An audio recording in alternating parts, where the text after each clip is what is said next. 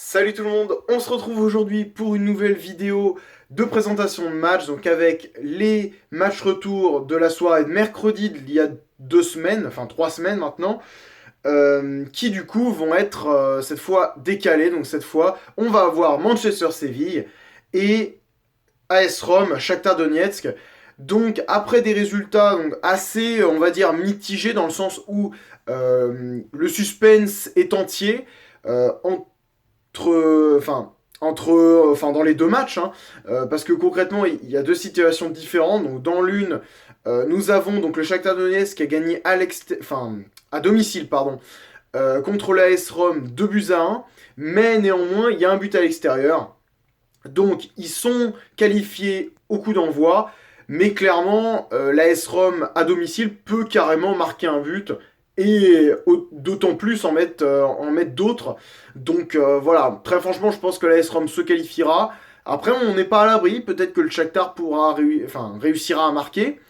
Et s'il commence à marquer, bah, l'AS Rome devra en mettre deux pour du coup aller aux prolongations. Et imaginons le Shakhtar Donetsk, ça arrive à en mettre deux, on ne sait pas comment.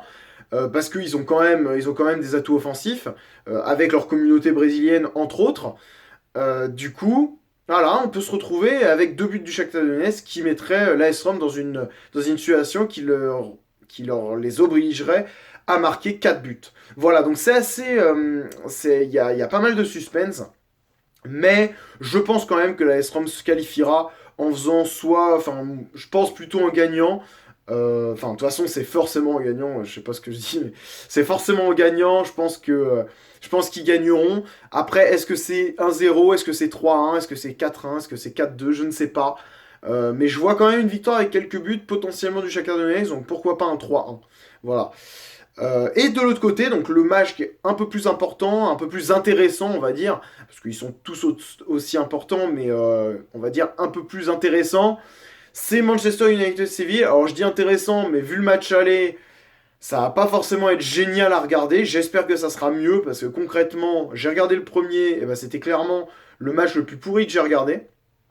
Devant Paris-Real, enfin Real-Paris, pour les matchs allés, et pourtant c'était compliqué, et pourtant ça a été plus pourri. Donc en espérant que Manchester joue un peu plus. Alors là ils devront gagner, hein, concrètement ils devront gagner, parce qu'un match nul 0-0 envoie les deux équipes aux prolongations, et tout autre match nul que le 0-0 envoie Séville en quart de finale. Donc Manchester aura presque l'obligation de gagner, ou au moins d'aller au tir au but, ce qui n'est pas forcément le but je pense. Donc voilà, ils auront l'obligation de marquer et du coup ça va peut-être ouvrir des portes à Séville en contre possiblement, même si Séville n'est pas trop une équipe de contre, vu leur réalisme et vu leur réalisme du match aller, et surtout vu leur façon de jouer, donc qui est assez axée sur la possession. Et du coup, on sait pas trop comment ça va se jouer, mais je vois quand même un peu plus Manchester mettre le pied sur le ballon, même s'il n'y aura pas forcément un 60-70% de possession de balle. Je pense qu'il y aura au moins du 50-50, si ce n'est du 55-45, et que je pense Manchester utilisera à bon escient pour marquer 1, 2 ou 3 buts, et je pense se qualifiera. Donc je vois mal Séville faire match nul ou gagner, encore pire, à Manchester, même si, voilà, ça pourrait être bien pour Séville également. C'est vrai qu'ils échouent souvent à ce stade-là. On sait qu'ils ont enchaîné pas mal de victoires en Ligue Europa, donc 3, notamment, enfin d'affilée, hein. Il y en avait eu avant, hein, mais d'affilée 3. Et donc avec Unai Emery d'ailleurs, pardon. Et qu'ensuite, bah, ils sont allés en Ligue des Champions et à chaque fois, ils échouent comme ça, soit au pool, soit en huitième. On l'a vu l'année dernière contre Leicester, pourtant qui était à leur portée. Donc voilà, peut-être Séville aura un sursaut d'orgueil, on va dire.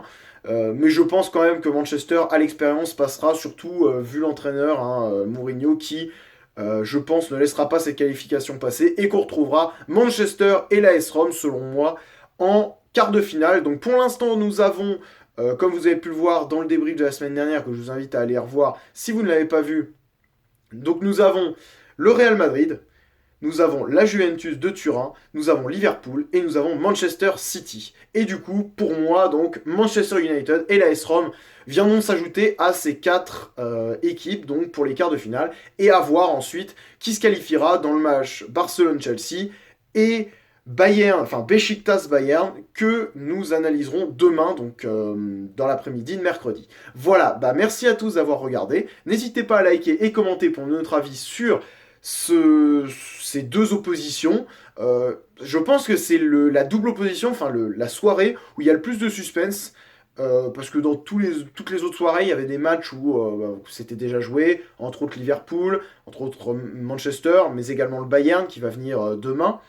Et là, c'est vrai que les deux matchs-là, même si c'est pas les plus palpitants, il n'empêche qu'il y a encore du suspense. Donc en espérant que le suspense embellisse le jeu, on va dire. Voilà, bah merci à tous d'avoir regardé. On se retrouve demain, du coup, pour la deuxième présentation et la dernière présentation des huitièmes de finale. Voilà, allez, salut, à la prochaine.